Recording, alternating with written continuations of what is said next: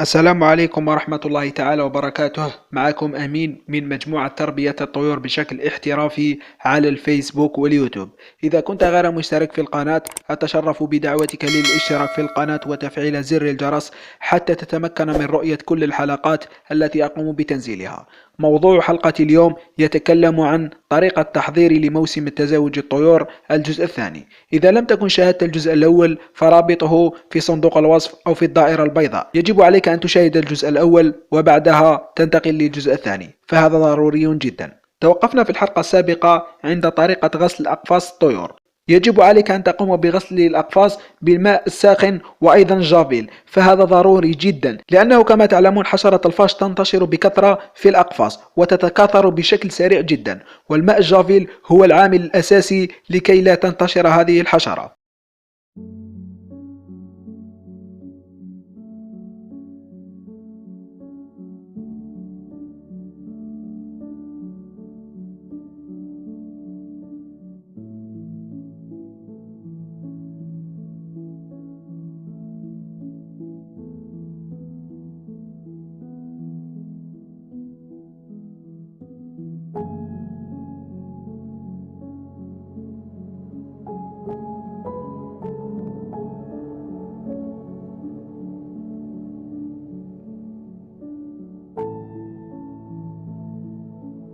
بعد أن نقوم بغسل كل الأقفاص نبدأ بوضع كل طائر داخل قفصه.